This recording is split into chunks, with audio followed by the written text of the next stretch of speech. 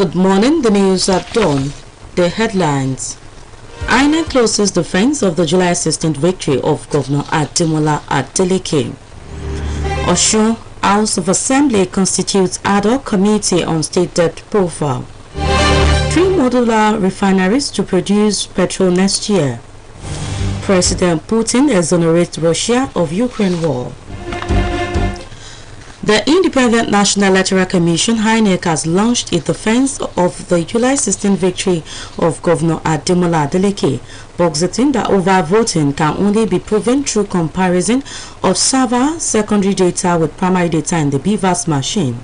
In a very revealing disclosure for the second straight day of defense, the electoral body faulted claims of overvoting as emanating from lack of understanding or deliberate oversight on the part of the petitioners on the working of the voting machine. In a presentation by the witness from INEC, Abimbola Oladojoye, the tribunal was told that after the election, the electoral body had to embark on a synchronization process, after which data will be transmitted to the backend server. According to the witness, if there is no network on a BVAS machine, the information will not be transmitted to the backend server immediately. This makes the backend server an unreliable source to determine overvoting. On the previous data provided, a team of lawyers from the All Progressive Congress (APC), the INEC witness said it was to fulfill the spirit of the Freedom of Information Law, which mandates the Commission to provide information sought within a stipulated number of days. While explaining that the Commission deployed 976 BVAS devices to cater for some large voting centers during the election, the Commissioner found that overvoting cannot be proven except through diligent comparison between Form EC8A and the physical BVAS machine. According to her, the earlier report as at 22nd of July was in fulfillment of the FOI law mandating INEC to provide response to information sought. As at this time, synchronization of data was still ongoing at the INEC server backend. The sitting at tribunal was punctuated by intermittent adjournment, even as the BVAS machines used at the challenged polling unit by APC councils were brought to court. It will be recalled that the total sum of 976 polling units were alleged for overvoting. However, Mrs. Oladojoye, who is the Deputy Director of ICT Department, cleared the mess by thorough explanation before the tribunal. She further established that more than one BVAS machine was deployed to where the total registration of voters were more than 750, stressing that the primary source of overall result was from EC8A BVAS machines and the registered voters. The details were given on how failure of network can cause awkwardness for transmission of the result to the headquarters. She thereby said the results will remain on the BVAS storage. Osun State Governor Senator Ademola Adeleke says his administration remains committed to cushioning the effect of the hard time on all sections of the society.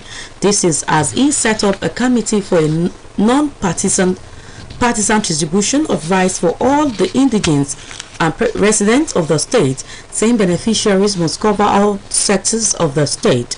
A release by spokesperson to the governor, Malam Olawale Rashid, also affirms that the shopping fund, which Governor Adeleke stopped former government from looting, remains intact and safe in the accounts of the local government. According to a public announcement made by the Secretary to the State Government, Alhaji Teslim Igbalaye, the distribution committee comprises membership per ward, among whom are a member of the League of Imams, a member of Christian Association of Nigeria (CAN), and a member of the traditional religion. Others are member of People's Democratic Party (PDP), a member of All Progressive Congress, pensioners and retirees, and women. The statement has that 40 bags of rice are to be distributed per ward, explaining that there is transparency in the entire process, such that the expanded fund archives the goal of Osun money for development of the state. Governor Ademola Adeleke of Osun State is receiving accolades for the transparency he introduced in the purchase and planned distribution of rice for the Christmas celebrations in Osun State.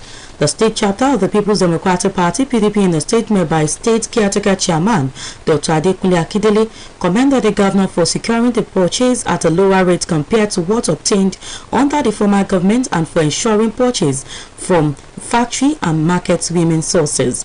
The statement says if the APC government purchased similar rice for util period at an even higher rate of 40,000 per bag and under secrecy, what right has it to question the Adeleke government that got same for below 40,000 and with transparent distribution process?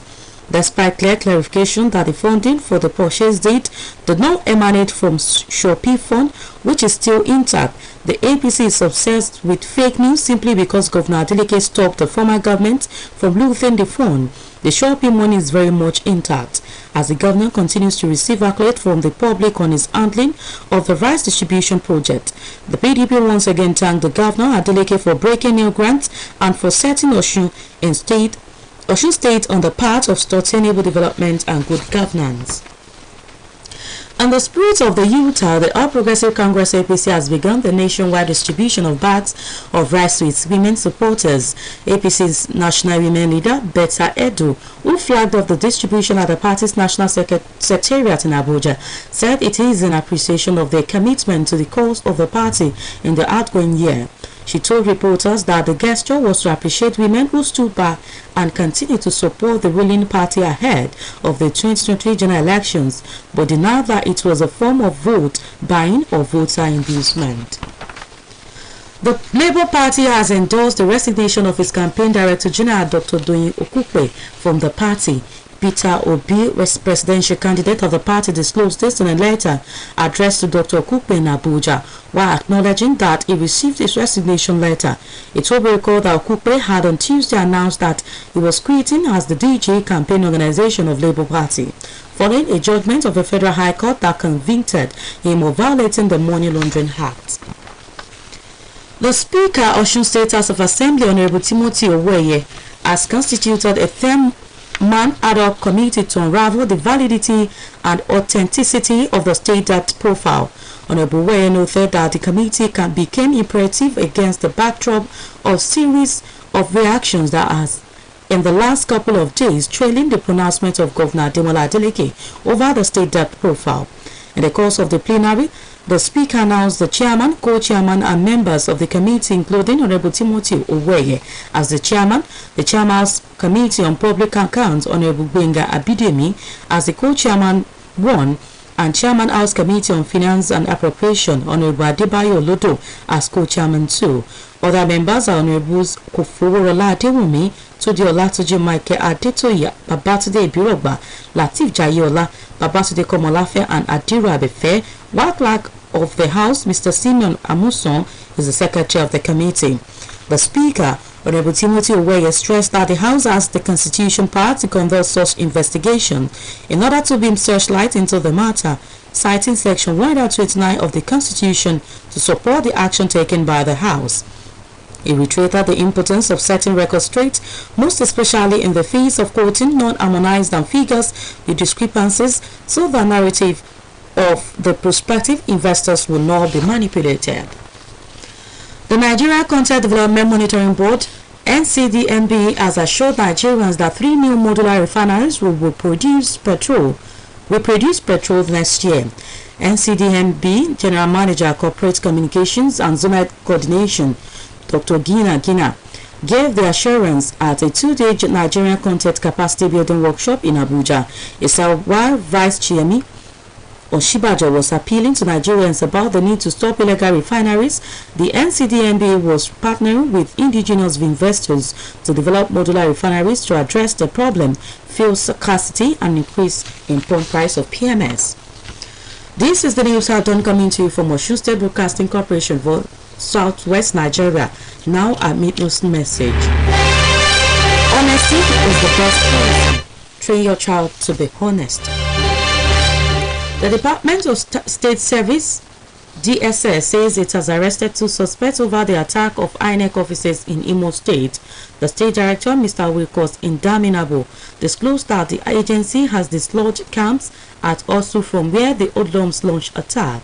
Speaking in Owerri at a meeting with the Resident Electoral Commission, Professor Sylvia Uchenna Agu, the DSS director, explained that the raids led to the arrest of a leader and financier of the hoodlums in Osu, adding that the hoodlums are relocated to Aku Ihube axis along the Okigwe Expressway. President Vladimir Putin says Russia is not to blame for the war in Ukraine, noting that both countries are sharing a tragedy.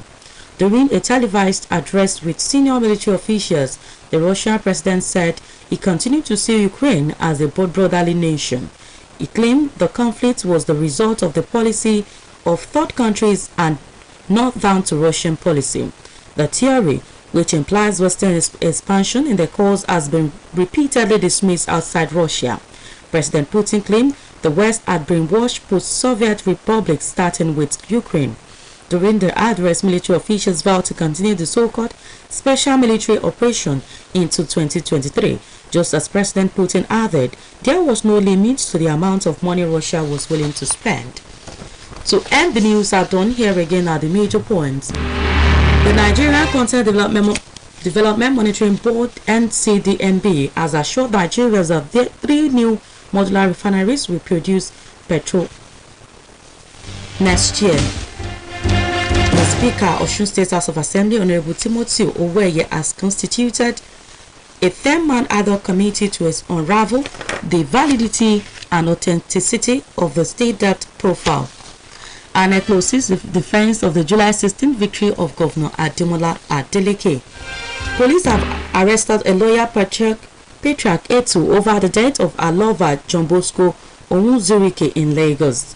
President Vladimir Putin has claimed that Russia is not to blame for the war in Ukraine, noting that both countries are sharing a tragedy. That was the news done edited by Latif Agbola and delivered by Tolulope Adenaku. Today's news story by Adeboye Popola commends Osun State Police Command for its efficient apparatus for intelligence gathering and also calls on the command to tenaciously monitoring the movement across the state now that the New Year and Christmas celebration are gathering momentum. A statement issued by Osun State Police Command recently prohibiting street carnivals by the youths and also cancelling night gatherings in areas or arenas that are not secured by barriers is so vital to all the youths, parents and guardians as well as community leaders in their respective jurisdictions. The statement hinged the order by the State Command on the intelligence available to the police authorities of the planned attacks by gangsters during the Yuletide season, which is almost commencing. The Yuletide period is unique for being boisterous and ecstatic, which could be explored by miscreants to capitalize on rural-urban drifts, to sneak into the congregations and any gatherings to wreak havoc on the people's lives. Aside this, in the recent years, Christmas carnivals are historical in tale of woods and human carnage, as miscreants always take advantage of the peculiar blossoming and euphoric atmosphere to perpetrate evils. It is the time the cultist groups engage in recrimination of age-long malicious attacks, which had often resulted in rancorous and uproarious protests and severe breaches of peace of the society. So many innocent lives have been wantonly terminated by hoodlums who freely use violent weapons illegally acquired. Indeed, Christmas carnivals have been used to prosecute crimes such as rape, ritual killings, kidnapping, and other social vices that debase the public morality. The recklessness of the youths encoded as Christmas carnival is a substratum of human conjecture which portrays the Christmas festival as a period of evil preparatory incursion into the social life of the people. It is for this purpose that Newstalk is embracing the intelligence dragnet of the Osun State Police Command for being proactive and pragmatic in digging out the machinations of gangsters whose intention is to disrupt the peace of the state. It is, however, a foresight to awake the security consciousness of the people of the state to suspicious behaviors and activities, as the festivities of the Christmas and New Year are coloring in variegated apparels by the day to make the communities have a seamless festive season. Newstalk posits that all the police commands across the country are to brace up for challenges of influx of miscreants who migrate as season continues blossoming. Newstalk notes that Osun State Police Command deserves accolades for its efficient apparatus for intelligence gathering and also calls on the command to tenaciously monitoring the movement across the state now that New Year and Christmas celebrations are gathering momentum. That news talk by Adeboye Bukola commended Osun State Police Command for its efficient apparatus for intelligence gathering and also called on the command to tenaciously monitoring the movement across the state now that New Year and Christmas celebrations are gathering momentum. The piece was read by Temitope Olaiwola. Thanks for listening to the news at dawn. Good morning. Ìròyìn ní kùtù àìrè o lórí rédíò Ọ̀ṣun. Ìròyìn ní kùtù àìrè o lórí rédíò Ọ̀ṣun. Ìròyìn tó yí kóró ẹ̀kọ́ tó múnádóko la ní kí ẹ wá gbọ́ o lórí rédíò Ọ̀ṣun. Ẹ kú ojúmọ́ o, ìròyìn ní kùtù àìsíjúwadé Adésínà lóníròyìn yín. Ṣáájú ẹgbọ́ kókó tó wà nínú ìròyìn náà. Àjọ elétò ìdìbò fìdí àtótónu rẹ̀ lórí ọ̀rọ̀ ètò ìdìbò oṣù kejì ọdún yìí gúnlẹ̀ nílé ẹjọ́ tó ń gbẹ̀sùn tó ní ṣe pẹ̀lú ọ̀rọ̀ ètò ìdìbò náà. Abẹnugan ilé ìgbìmọ̀ asòfin ìpínlẹ̀ Ọ̀ṣun ṣe ìfilọ́lẹ̀ ìgbìmọ̀ tí yóò ṣèwádìí iye gbèsè tí ìpínlẹ̀ Ọ̀ṣun jẹ. Ìjọba àpapọ̀ kéde pé lọ́dún tó ń bọ̀ àwọn ibùdó ìfọpo ẹlẹ́jẹ̀ wọ̀n yóò bẹ̀rẹ̀ iṣẹ́ ní pẹrẹwu. Ààrẹ Putin sọ pé kí wọ́n má dẹ̀bi ogun tó wà láàrin ilẹ̀ Russia àti Ukraine ní ilẹ̀ náà lórí lóyún rèé lẹ́kùnrẹ́rẹ́. Àjọ elétò ìdìbò lórílẹ̀‐èdè Nàìjíríà ti bẹ̀rẹ̀ àwíjàre rẹ̀ lórí ọ̀rọ̀ ètò tó ní ṣe pẹ̀lú ìdìbò ọdún 2022 tá a wà yìí ní ipò gómìnà ní ìpínlẹ̀ Ọ̀ṣun yìí tí gómìnà Adémọ́lá Adélékè ti jáwé olúborí pẹ̀lú àlàyé pé ẹ̀rọ bíbà àti àkọọ́lẹ̀ tí wọ́n bá ní lórí ẹ̀rọ ayélujára tó fi máa àkọọ́lẹ̀ tinú ìwé ló lè sọ bóyá èsì ìbò ọ̀hún pọ̀ jura lọ. Nígbà tí ó ń sọ̀rọ̀ níbi ìjókòó ilé tó wọ ọjọ́ kejì ọ̀hún ló jẹ́ kó di mímọ̀ pé gbogbo àwọn tó ní ṣe pẹ̀lú ẹ̀sùn pé ìbò pọ̀ jura lọ kò sí ẹnikẹ́ni tó lè fi ìdí ẹ̀ múlẹ̀ bí kò ṣe ìgbà tí wọ́n bá tó yẹ ohun tó wà lórí ẹ̀rọ ayélujára wò pẹ̀lú àlàyé pé olùpẹ̀jọ́ kan mú òmùlòmù nípa àwọn ọ̀rọ̀ tó ń sọ pé àkọọ́lẹ̀ tó yàtọ̀ wà lórí ẹ̀rọ ọ̀hún nínú ọ̀rọ̀ rẹ̀ ẹni tó jẹ́ ọ̀kan lára àwọn òṣìṣẹ́ àjọ elétò ìdìbò náà Abímbọ́lá Ọládùnjoyè sọ níwájú ìjókòó ọ̀hún pé ètò ìdìbò gómìnà ní ìpínlẹ̀ Ọ̀ṣun ó ní àjọ náà tí wọ́n ṣe àṣírò àti àyọkúrò rẹ̀ èyí tó ní ṣe pẹ̀lú fi jẹ́ kí ẹ̀rọ kó wà ní ìbámu pẹ̀lú ohun tó wà ní àkọọ́lẹ̀ tó sì jẹ́ pé àfi tí àwọn ènìyàn bá tó kàn sí orí ìtàkùn ẹ̀rọ ayélujára ọ̀hún ló tó lè mọ ojúlówó èsì náà. Gẹ́gẹ́ bó ti wí èyí tó jẹ́ olùjẹ́rìí níbi ètò náà ó ṣàlàyé lẹ́kùnrẹ́rẹ́ bí ẹ̀rọ bivas kò ṣe lè ṣe àròpọ̀ èsì ìbò níbi tí kò bá ti sí network pẹ̀lú àlàyé pé àkọọ́lẹ̀ àti ìgbà tí wọ́n bá tó dé ibi tí network wà nìkan ni wọ́n tó lè ṣe àròpọ̀ irú èsì ìdìbò ọ̀hún. Nígbà tó ń ṣàlàyé lórí ìwé àkọọ́lẹ̀ tí wọ́n kọ́kọ́ fún ẹgbẹ́ òṣèlú APC tí wọ́n fi ń gbé ẹjọ́ wọn lẹ́sẹ̀ àjọ elétò ìdìbò jẹ́ kó dìímọ̀ pé ní ìbámu pẹ̀lú ohun tí òfin béèrè fún ní iye ọjọ́ tí wọ́n fi béèrè ló fa fífún wọn ní àkọọ́lẹ̀ ọ̀hún. Àmọ́ lẹ́yìn èyí ni àwọn ṣe àṣírò gbogbo àbájáde ètò ìbò náà tí ó sì yingin pẹ̀lú àkọọ́lẹ̀ tó wà nínú form EC8A gẹ́gẹ́ bí arábìnrin ọ̀hún ṣe wí ṣáájú ní ọjọ́ kejìlélógún oṣù keje ọdún yìí èyí tí òfin pè lẹ́sìn láti fi èsì ìbò ọ̀hún fún ẹni tó bá béèrè fún ló fa àkọọ́lẹ̀ àkọ́kọ́ tí àwọn kọ́kọ́ fún ẹgbẹ́ òṣèlú APC àti pé ẹ̀rọ wà gẹ́gẹ́ bí ẹ̀rí máa jẹ́ ní ìṣó láti lè ṣe àtìlẹ́yìn fún àbájáde ètò ìbò ọ̀hún.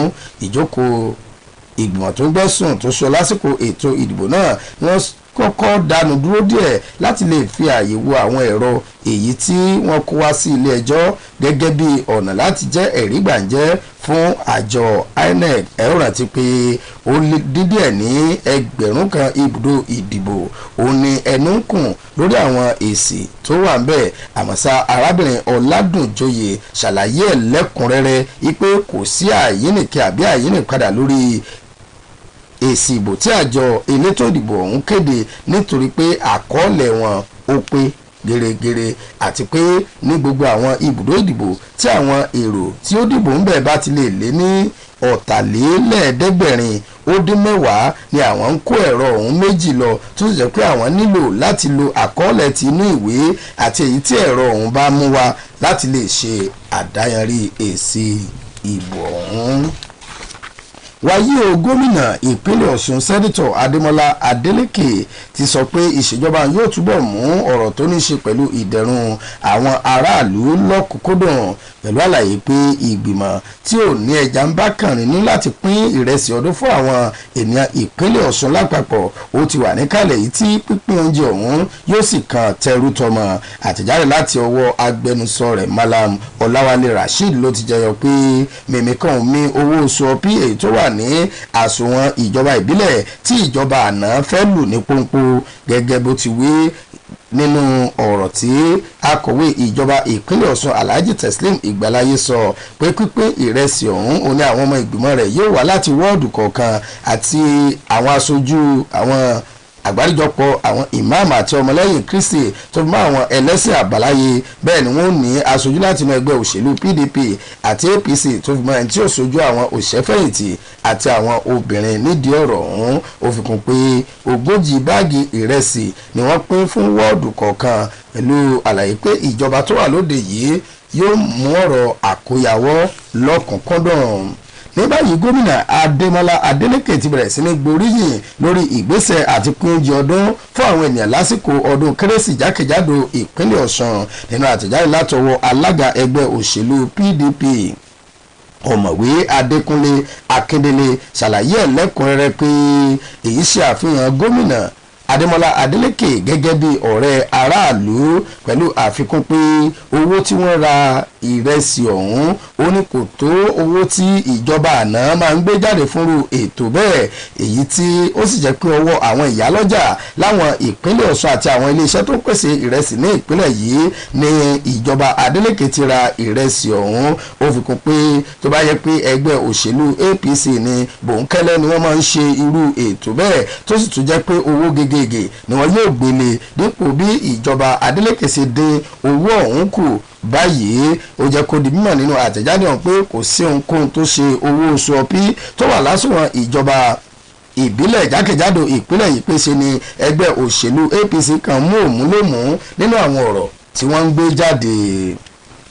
nínú ìròyìn míì ẹgbẹ́ òṣèlú APC lórílẹ̀‐èdè Nàìjíríà ti bẹ̀rẹ̀ sí ní mọ rírì àwọn ẹlẹ́gbẹ́jẹgbẹ́ obìnrin tó ń ṣe àtìlẹ́yìn fún ẹgbẹ́ ọ̀hún nípa pípín àpò ìrẹsì fún wọn láti sọdún. èyí jẹyọ nínú ọ̀rọ̀ tí adarí ẹgbẹ́ àwọn obìnrin ẹgbẹ́ òṣèlú APC Bẹ́tà Ẹ̀dùn fi síta níbi ìṣíde ètò pípín ìrẹsì ọ̀hún tó wáyé nílùú Àbújá pẹ̀lú àlàyé pé láti mọ rírì àwọn obìnrin tó ń ṣe àtìlẹ́yìn fún ẹgbẹ́ ọ̀hún ni bẹ́ẹ̀ ló rọ̀ wọ́n láì túbọ̀ máa ṣàtìlẹ́yìn fún ẹgbẹ́ náà pàápàá jùlọ nínú ètò ìdìbò ọdún 2023. rédíò Ọ̀ṣun alórèwò ilẹ̀ Nàìjíríà láti ń ròyìn ẹgbẹ́ iṣẹ́ pàtàkì tá a ní fún yín òtítọ́ nígbà orílẹ̀-èdè lékè kọ́ ọmọ rẹ̀ láti sòdodo. abẹnugan ní ìgbìmọ̀ asòfin ìpínlẹ̀ Ọ̀ṣun ọ̀nàrẹ́bù Timothy Owóẹ̀yẹ ti ṣe ìfilọ́lẹ̀ ìgbìmọ̀ ẹlẹ́ni mẹ́wàá láti ṣe àdáyanrí iye pàtó gbèsè tí ìpínlẹ̀ Ọ̀ṣun jẹ. ọ̀nàrẹ́bù Owóẹ̀yẹ ló sọ̀rọ̀ yìí lásìkò tó ń gbé ìgbìmọ̀ ọ̀hún kalẹ̀ èyí tí òun gan jẹ́ alága rẹ̀ pẹ̀lú ìsọ̀rí alága méjì èyí tí alága ìgbìmọ̀ tẹ̀kótó lórí ọ̀rọ̀ àsùnwọ̀n aráàlú jẹ́ ọ̀kan nínú wọn. bẹ́ẹ̀ ni alága ìgbìmọ̀ ètò ìṣúná nílé ìgbìmọ̀ asòfin náà jẹ́ alága kejì. bẹ́ẹ̀ ni wọ́n ní àwọn ọmọ ìgbìmọ̀ lẹ́yìn tí a ti rí ọ̀nàrẹ́bù Kòfowórádé Adéwùmí Túndé Ọlátúnjí Michael Adétóyè Babátúndé Ìbírọ̀gbà Lateef Jayéọlá Babátúndé Kọmọláfẹ́ àti Adiru Abẹ́fẹ́. abẹnugan ilé ìgbìmọ̀ asòfin ìpínlẹ̀ Ọ̀ṣun sọ pé láríjà ìgbìmọ̀ ọ̀hún ni láti lè fi òpin sí àwéròdò lórí iye gbèsè tí ìpínlẹ̀ yìí jẹ èyí tí gómìnà Adémọ́lá Adélékè kéde rẹ̀. àjọ tó rí sí ọ̀rọ̀ tó ní ṣe pẹ̀lú ìpèsè àti ìdàgbàsókè ohun kan lórílẹ̀‐èdè nàìjíríà ti ṣàlàyé pé lọ́dún tó ń bọ̀ ní 3 nínú àwọn ibùdó ìpọ̀pọ̀ kéréje lórílẹ̀‐èdè yìí yóò bẹ̀rẹ̀ sí ní pọ̀pọ̀ wọn táwọn ọmọ orílẹ̀‐èdè yìí yóò máa rí lò. ọ̀gá àgbà àjọ ọ̀hún ní ìgbọ́nu ètò ìbáraẹnisọ̀rọ̀ ọ̀mọ̀wé jìnnà ló sọ̀rọ̀ yìí di mímọ̀ níbi ìdánilẹ́kọ̀ọ́ ọlọ́jọ́ méjì kan pẹ̀lú àlàyé pé gbogbo ìgbà òun ni igbákejì ààrẹ ilẹ̀ yìí Yẹmí Ọ̀ṣínbàjò ó ń rọ àwọn ọmọ orílẹ̀-èdè Nàìjíríà láti fi òpin sí pípọn epo lọ́nà àìtọ́ láti lè jẹ́ kí ìdàgbàsókè tẹ̀ bá ọ̀rọ̀ ìpèsè nǹkan lórílẹ̀-èdè yìí. Ikọ̀ ọ̀tẹlẹ̀múyẹ́ lórílẹ̀‐èdè nàìjíríà ti mú àwọn méjì lórí ẹ̀sùn pé wọ́n lọ́wọ́ nínú dídáná sun olú-iléeṣẹ́ àjọ elétò ìdìbò ní ìpínlẹ̀ Imo. ọ̀gbẹ́ni Wilson Idanabo tó jẹ́ adarí àjọ DSS lágbègbè ọ̀hún ló sọ̀rọ̀ yìí di mọ̀ pé ọwọ́ tẹ àwọn ènìyàn ọ̀hún pẹ̀lú àlàyé pé ìfọ̀rọ̀wánilẹ́nuwò ń lọ lọ́wọ́ láti lè mọ̀ dájú ọ̀nà tí wọ́n yóò gbà mú àwọn tó kù. ààrẹ ilẹ̀ Russia ti ṣàlàyé ẹ̀lẹ́kùnrẹ́rẹ́ pé kí wọ́n mọ́ dẹ̀bi ogun tó wáyé láàrin orílẹ̀-èdè méjèèjì ru ilẹ̀ Russia nìkan nítorí pé ilẹ̀ Ukraine òun ló gbégbóná tí àwọn náà fi dá wọn lóhùn padà. orí ẹ̀rọ móhùnmáwòrán kan ní ilẹ̀ náà ló ti sọ̀rọ̀ yìí di mímọ̀ pẹ̀lú àlàyé pé ọ̀rẹ́ sì ni ilẹ̀ Ukraine jẹ́ sáwọn àti pé àwọn ètò kan tí wọ́n kó mọ́ra nígbà náà ni ò tẹ́ àwọn lọ́rùn tó fagbọ́nmi sí omi òsùtò tó ṣẹlẹ̀ lágbègbè náà. èyí ló pín ìròyìn ní kùtù àìlàtìfù agboola lólóòtú ṣíjúwadé adésínà ló ń lóyìn yín. èrò tí wọ́n tò ní látọwọ́ adébóyè pópóọlá ló ti wo sàkún ọ̀nà tí ètò ààbò lè wà lásìkò ọdún kérésì yìí ẹja gbọ́.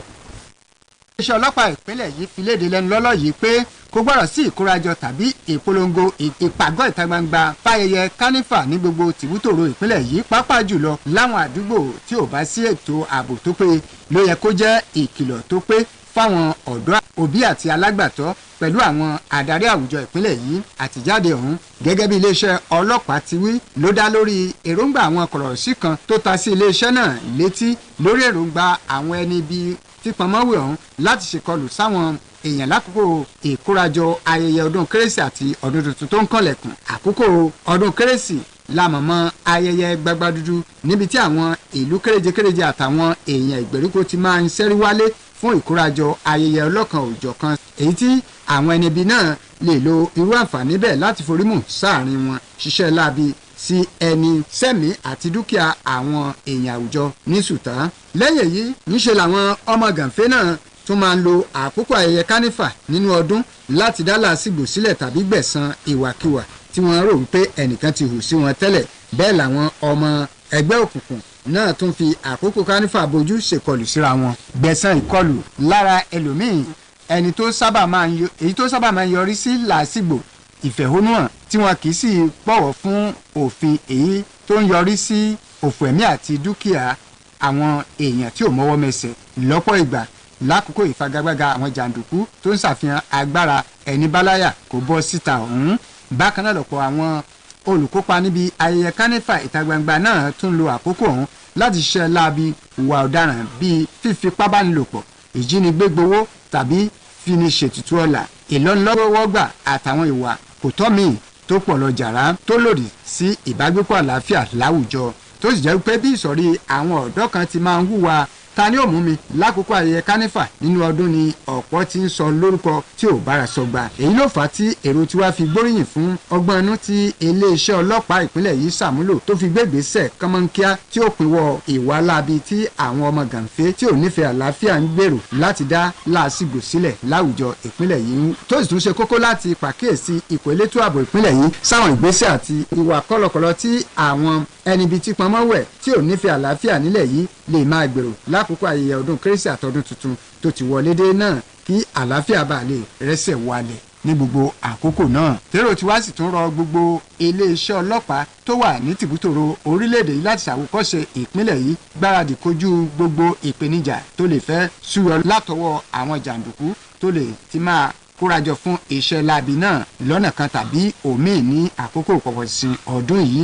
lákòótán èrò tí wàá gbóṣùbà fún iléeṣẹ́ ọlọ́pàá ìpínlẹ̀ Ọ̀ṣun fún iṣẹ́ takuntakun àti ìgbésẹ̀ kánmọ́nkíá tó ti gbé pẹ̀lú àgbékalẹ̀ àwọn ohun èlò tí ó mú kí àlàáfíà rídìí jókòó tí ohun gbogbo yóò fi máa lọ létòlétò kọ́dún tó wọlé lákòókò ọdún àti lẹ́yìn ọdún kérésì àti ọdún tuntun tọdún yìí. èrò tiwa tí ẹgbọ́n tán ló sọ nípa ọ̀nà tí ètò ààbò yóò ṣe nítumọ̀ lásìkò ọdún kérésì àti ọdún tuntun tó ń bọ̀. Adébóyè Pópóọlá ló kọ́, Adébáyọ̀ Oyèníyì ló kà ọ́, lótú náà ló kà á, mú kí yín ẹ̀kọ́ ojúmọ́.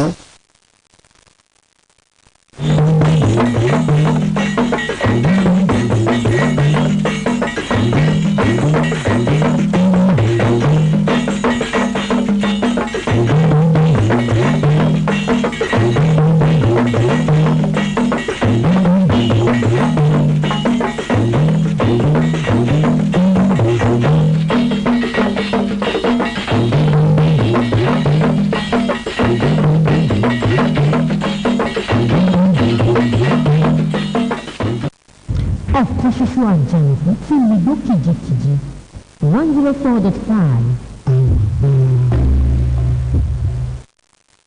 láti rédíò Ọ̀ṣun 104.5 FM Òṣogbo lórí ẹ̀wọ̀n Nàìjíríà ní báyìí Word of Victory tí Victory Life